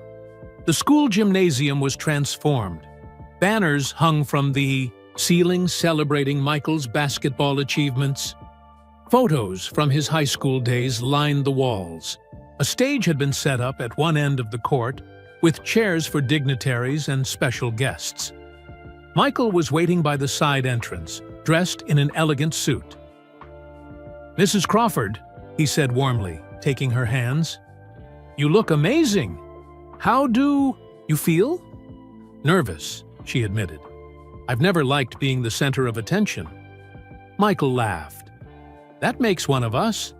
But tonight isn't about showing off. It's about inspiration. Showing these kids what's possible." He escorted her to the stage, where the principal, superintendent, mayor, and other local officials were already seated. The bleachers were packed with students, parents, teachers, and community members. Many faces were familiar, former students, who had come to honor their teacher. At precisely 7:20 p.m., the ceremony began. The principal welcomed everyone and explained the purpose of the evening: to celebrate two of Laney High's most distinguished alumni and their contributions to the school and community. First came the dedication of the Michael Jordan Gymnasium. The mayor spoke about Michael's athletic achievements, his business success, and his philanthropic work. A new sign was unveiled above the gym doors, featuring Michael's name and jersey number. Then it was time for the library dedication. The superintendent spoke about Mrs. Crawford's 45 years of teaching, her innovative methods, and the countless lives she had touched. Mrs. Crawford didn't just teach English, he said. She taught students to believe in themselves, to see possibilities where others saw limitations, to express their thoughts and feelings in words when they couldn't find their voice. A video played on a large screen, showing interviews with former students sharing how Mrs. Crawford had influenced their lives. The final interview was with Michael. "Mrs. Crawford saw something in me that I couldn't see in myself," he said on screen. "She gave me words to express my determination and confidence to pursue my dreams. Without her, there might not be 6 NBA championships or Air Jordan shoes or any of the success I've achieved. She was the catalyst that started it all." When the video ended, there wasn't a dry eye in the gymnasium. Mrs. Crawford was overwhelmed, dabbing at her tears with a handkerchief. The principal invited her to the podium. Leaning slightly on her cane, Mrs. Crawford addressed the crowd. "I'm just a simple English teacher who loved her students," she said, her voice strong despite her emotion. "I believed then, and I believe now, that every child has potential. Some just need a little more encouragement to find it." She turned to look at Michael. "I'm honored beyond words by this recognition. But the truth is, teachers plant seeds. We rarely get to see the full forest that grows from them. I've been blessed to witness what grew from the seeds planted in Michael Jordan's heart. And now he's planting new seeds of opportunity for future generations through his generosity. That's the greatest legacy any teacher could hope for." Shutki teaser. Crowd rose in a standing ovation that lasted nearly 5 minutes. When everyone was seated again, the principal announced that 20 students had been selected as the first recipients of the Ruby Crawford Scholarship. One by one, they came forward. Students who had overcome significant challenges through determination and hard work. Each scholarship recipient received a certificate and a blue notebook with a personal note from Mrs. Crawford inside. The symbolism wasn't lost on anyone familiar with the story. After the ceremony, there was a reception in the newly renamed Ruby Crawford Learning Center. The library had been renovated with new books, computers, and comfortable reading areas. A portrait of Mrs. Crawford hung near the entrance, alongside a display case containing one of Michael's high school jerseys and a replica of the blue notebook that had started it all. Students and parents lined up to meet Michael and Mrs. Crawford, asking for autographs and photos. Michael noticed that Mrs. Crawford was becoming tired from standing so long. "Let's find you a quiet place to sit for a bit," he suggested, guiding her to a private office off the main library. Once they were alone, Michael checked his watch. "Are you up for one more stop tonight? There's something I want to show you." Mrs. Crawford tilted her head curiously. "Is this finally the big surprise you've been so mysterious about?" "Part of it," Michael admitted. "The rest will happen tomorrow. But this part is special, and the timing has to be tonight." Despite her fatigue, Mrs. Crawford was intrigued. "I'm game if you are." Michael helped her back to the SUV, where Keith was waiting. "Take us to the Literacy Center," he instructed. As they drove through downtown Wilmington, Mrs. Crawford noticed something unusual. Why are there so many people out tonight? Indeed, the sidewalks were crowded with people heading in the same direction they were driving. Michael smiled. It's a special night in Wilmington. When they arrived at the Ruby Crawford Literacy Center, Mrs. Crawford gasped. The building was lit up beautifully, with a red ribbon stretched across the front doors. A crowd had gathered on the street, held back by velvet ropes. "What's happening?" she asked. "The grand opening," Michael explained. "Tonight seemed fitting, don't you think? From the high school library to your very own literacy center." Keith helped Mrs. Crawford from the SUV. The crowd cheered when they saw her, many holding signs that read, "Thank you, Mrs. Crawford," and "Books Change Lives." Michael led her to a small podium set up in front of the ribbon. "Would you like to say a few words before we cut the ribbon?" Mrs. Crawford nodded, overwhelmed but determined. She addressed the crowd briefly, thanking them for coming and expressing her hope that the center would help many people discover the joy and power of reading. Then, with Michael beside her, she cut the ribbon to officially open the Ruby Crawford Literacy Center. Camera flashes captured the moment as the crowd cheered. "Now it's really yours," Michael said, handing her a set of keys. "Your legacy and brick and mortar." Mrs. Crawford looked up at the beautiful building with her name displayed prominently above the entrance. "It's wonderful, Michael. Truly wonderful. Is this the big surprise you've been planning?" Michael shook his head, a mysterious smile playing on his lips. "No, Mrs. Crawford. The real surprise comes tomorrow morning." "More surprises?" Mrs. Crawford sighed with mock exasperation.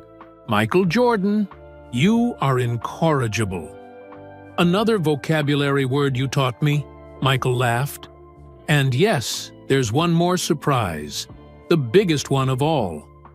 After the ribbon-cutting ceremony, Michael escorted Mrs. Crawford through the Literacy Center, showing her the carefully designed spaces. Children's reading rooms with colorful cushions and low bookshelves. Adult literacy classrooms equipped with computers and learning resources. A community room for book clubs and author visits. "It's even more beautiful than in the photos," Mrs. Crawford said, running her hand along a shelf of brand-new children's books. "The best part is this," Michael said, leading her to a wall near the entrance. It featured a large display titled "The Notebook Legacy," with photos of Mrs. Crawford throughout her teaching career. In the center was a glass case containing the original blue notebook Michael had kept all these years. "I'm just lending it for the display," Michael clarified. "That notebook stays with me," Mrs. Crawford smiled, touched by the gesture. "As it should." By the time they finished the tour, she was visibly tired. The emotions and activities of the day had taken their toll. "Time to get you home," Michael said. "Big day tomorrow." "Are you finally going to tell me what this last surprise is?" Mrs. Crawford asked as Keith drove them back to her newly renovated house. Michael shook his head. "Just be ready at 9 a.m. Wear something comfortable but nice." "You and your secrets," Mrs. Crawford sighed, but her eyes twinkled with anticipation. The next morning, Keith arrived promptly at 9 a.m. Mrs. Crawford was waiting on her porch, dressed in a comfortable blue pantsuit with sensible shoes, a concession to her still healing hip. "Good morning, Mrs. Crawford," Keith greeted her cheerfully. "Ready for the big day?" "I would be if I knew what it was," she replied with a chuckle. Keith helped her into the SUV. "Mr. Jordan asked me to give you this," he said, handing her an I-bind pool envelope. Inside was a note in Michael's handwriting. "Mrs. Crawford, today's journey may seem mysterious, but it will all make sense soon. Trust me, as I once trusted you. First stop, my office in Charlotte. There's something there you need to see." Mrs. Crawford raised an eyebrow. "Charlotte, that's over 3 hours away." Keith nodded. "Yes, ma'am.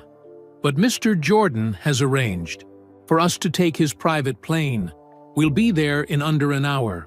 30 minutes later, they arrived at a small private airfield where a sleek jet waited on the tarmac. The words Air Jordan were emblazoned on the side, making Mrs. Crawford laugh. "Of course his plane would be called that," she said, as Keith helped her up the steps. The interior was luxurious but tasteful. Mrs. Crawford settled into a butter-soft leather seat, amazed at this glimpse into Michael's life. A flight attendant offered her refreshments, treating her with the deference usually reserved for dignitaries.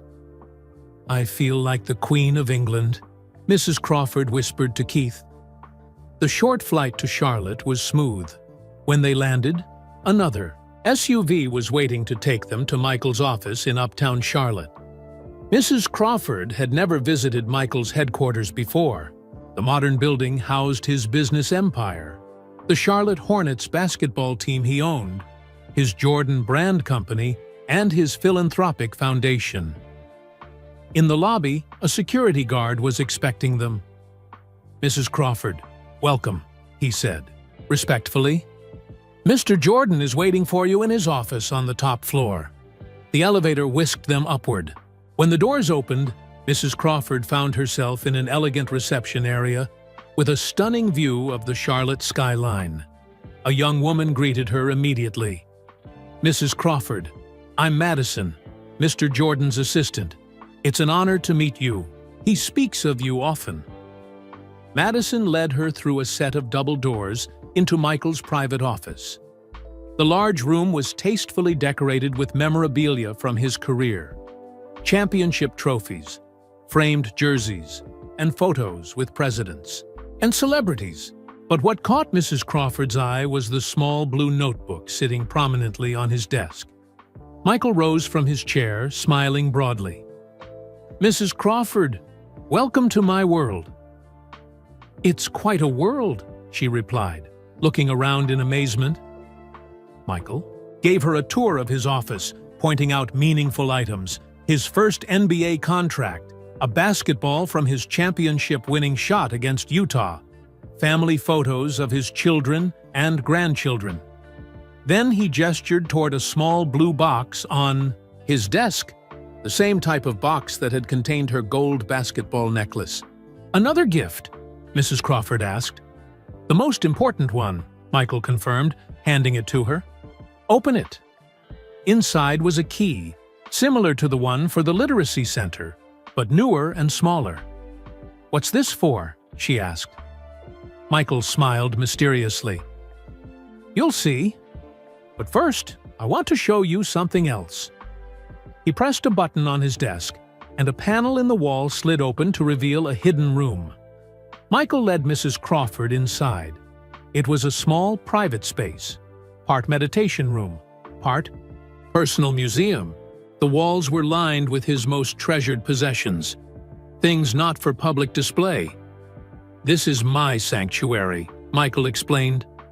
"When decisions are tough or pressure is high, I come here to remember who I am and where I came from." Mrs. Crawford was touched by his willingness to share such a private space. She noticed a glass case in the center of the room containing a familiar object, a red UNC notebook. "The college notebook I gave you," she said softly. Michael nodded. Right next to it is the NBA notebook I bought myself after you taught me the habit. And next to that is the business notebook I used when planning to buy the Hornets. He placed a hand on her shoulder. Your lesson about writing things down, capturing goals and dreams on paper, it became a lifelong practice that helped me succeed in every arena.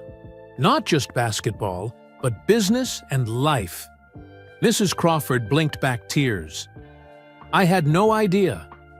Few people do, Michael said. That's why this room is private. But there's one more thing I want to show you. He led her back to his main office and picked up a framed document from his desk. It was a letter, typed on official stationery, dated 6 months earlier. I wrote to the president, Michael explained, telling him about an extraordinary teacher from Wilmington, North Carolina, who changed my life and countless others. I nominated you for the Presidential Medal of Freedom. Mrs. Crawford gasped. Michael, no. Yes, he said firmly. And this is the response. He handed her the framed letter. It confirmed that Ruby Crawford had been selected to receive the nation's highest civilian honor at a White House ceremony the following month. This can't be real, Mrs. Crawford whispered, her hands trembling as she held the letter. It's very real, Michael assured her. The president himself called to tell me the selection committee was moved by your story.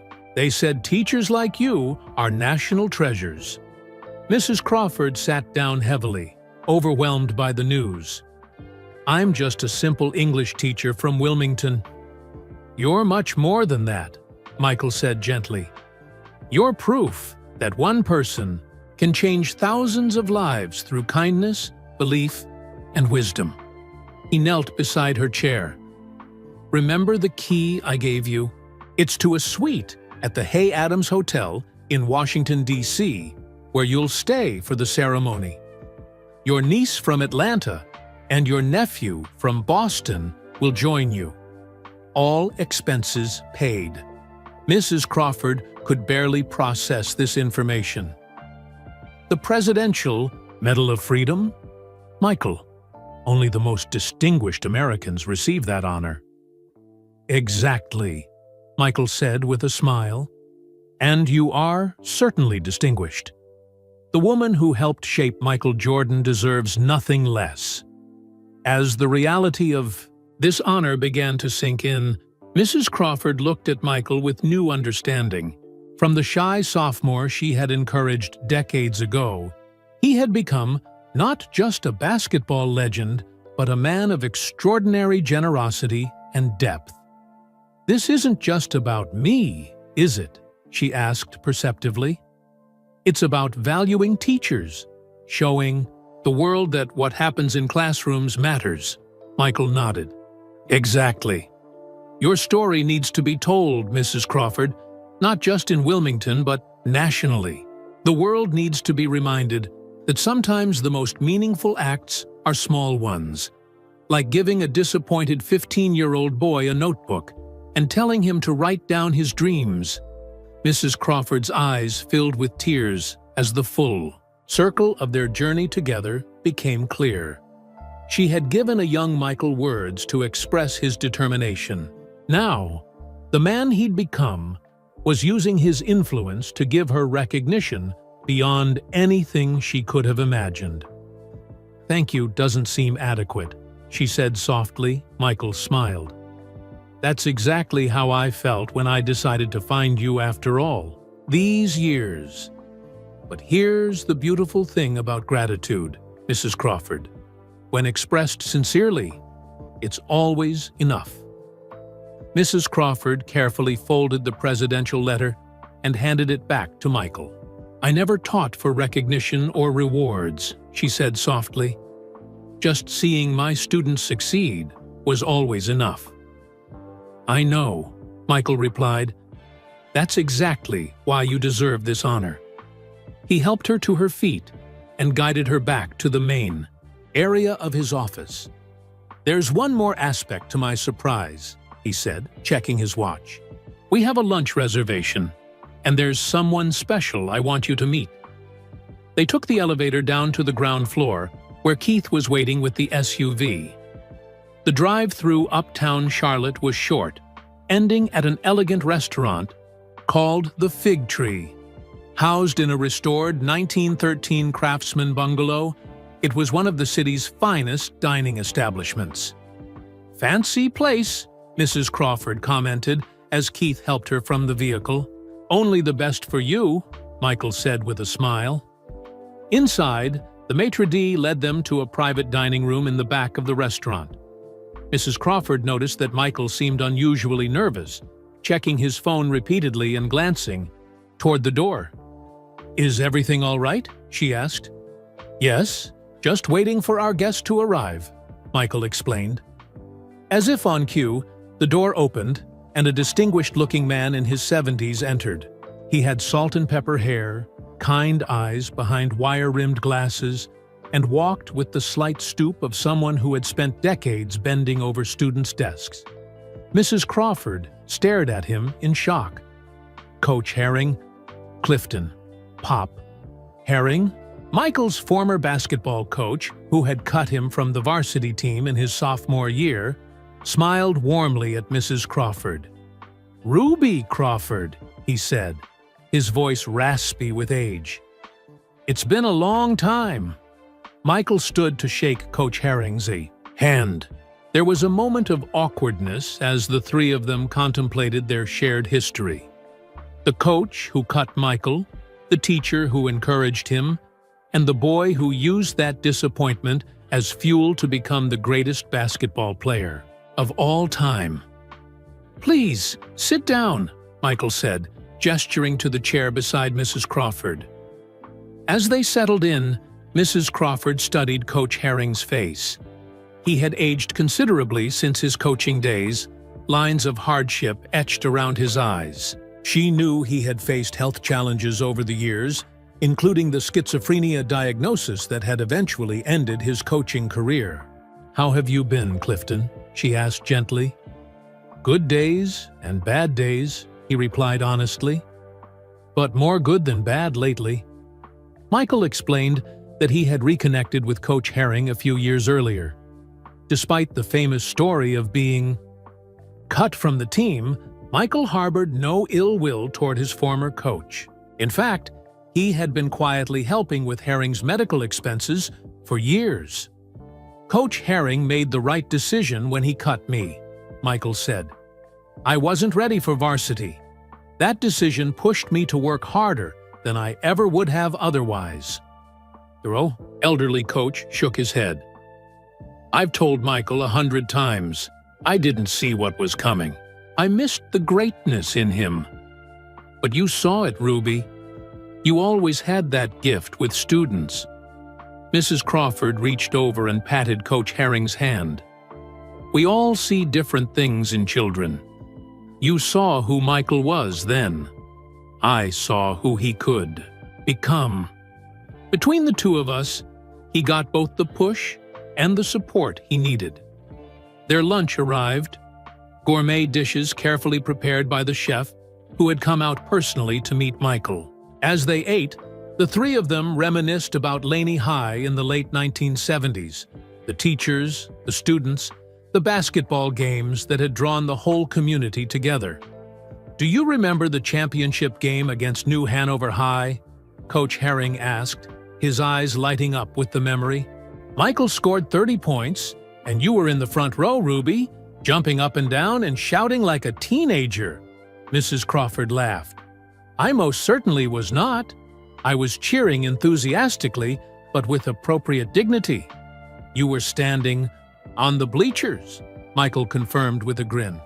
"I remember because you were wearing that bright yellow dress that made you look like a sunflower." "Well," Mrs. Crawford sniffed, "it was an exciting game." As their meal concluded, Michael grew more serious. "I asked Coach Herring to join us today for a reason," he explained. "I wanted both of you to be part of a special announcement." He pulled out his phone and pulled up a video. "This is going to air nationally tonight on ESPN, ABC, and several other networks. I wanted you both to see it first. He pressed play. The screen showed Michael sitting in his office, looking directly at the camera. "My name is Michael Jordan," the recorded Michael began, "and I'm announcing today the creation of the Classroom Champions Foundation with an initial endowment of $100 million. This foundation will recognize and reward extraordinary teachers across the country who change students' lives through belief, encouragement, and dedication."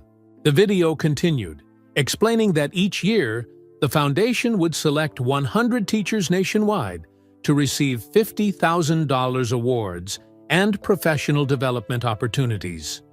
Schools with winning teachers would receive additional funding for literacy programs, mentoring initiatives, and student support services. The first classroom champion, video Michael continued, is Mrs. Ruby Crawford of Wilmington, North Carolina, the teacher who changed my life when I was a disappointed sophomore who had just been cut from the varsity basketball team. The QR video showed photos of young Michael, Laney High School, and Mrs. Crawford in her classroom. It told their story briefly but powerfully, ending with a call for nominations of other transformative teachers. When the video ended, Mrs. Crawford was speechless. Coach Herring wiped a tear from his eye. "That's going to inspire a lot of people," the coach said quietly. Michael nodded. "That's the goal, to remind everyone that sometimes the person who changes your life isn't the one in the spotlight. Sometimes it's the quiet one in the classroom who believes in you when you don't believe in yourself." Mrs. Crawford finally found her voice. $100 million, Michael? For teachers? It's a start, Michael said simply. We'll raise more. Every corporate partner I've approached has been enthusiastic. Everyone had a teacher who made a difference in their life. He took Mrs. Crawford's hand. "You taught me that words have power. Now, I want to use my platform and resources to make sure teachers like you get the recognition and support they deserve." Mrs. Crawford looked from Michael to Coach Herring and back again. These two men, one who had challenged Michael through disappointment, one who had championed him through determination, were both part of the story that had shaped the legend. "I don't know what to say," she admitted. "You don't need to say anything," Michael assured her. "Just help me make this foundation something special. I need your wisdom, your experience. No one knows better than you what makes a teacher truly transformative." Coach Herring raised his water glass. "To Mrs. Crawford, who saw the champion inside the boy." Michael raised his glass as well. "And to Coach Herring, who gave me something to prove." Mrs. Crawford looked at the two men, her former colleague and her former student, and felt a sense of completion. The circle that had begun in a high school classroom nearly 5 decades ago had come full circle in ways none of them could have imagined. "To both of you," she said, raising her own glass, "for showing me that sometimes our greatest impact comes in ways we never expect." As they finished their lunch, Michael's phone buzzed with messages about the Presidential Medal of Freedom ceremony. Arrangements were being made, schedules coordinated. "I can't believe this is really happening," Mrs. Crawford said, still trying to process everything. Michael smiled. "Believe it. After all, you taught me that believing is the first step to achieving." "Another vocabulary lesson put to good use," Mrs. Crawford replied with a twinkle in her eye. As they prepared to leave, Michael handed Mrs. Crawford a small package wrapped in blue paper. "One last gift," he said. Inside was a brand new blue notebook, identical to the one he had received as a 15-year-old. On the first page, Michael had written, "Dear Mrs. Crawford, now it's your turn to write a new chapter. Your story is still unfolding, and the best pages are yet to be written." With eternal gratitude, Mrs. Crawford held the notebook close to her heart, too moved to speak. After all these years, the teacher had become the student, and the student had become the teacher. And together, they were about to change education in America. Some dreams were too big, even for notebooks. But as Mrs. Crawford had taught Michael long ago, that's exactly the kind of dreams worth pursuing. Where are you listening from? I'd love to know in the comments below. If you enjoyed this story about gratitude, second chances, and the powerful impact teachers have on our lives, please take a moment to like this video and subscribe to our channel. We share heartwarming stories like this one every week. Don't forget to share this video with friends and family who might need a reminder about the difference one person can make. Together, we can spread kindness and awareness about the unsung heroes in classrooms everywhere. Thank you for listening.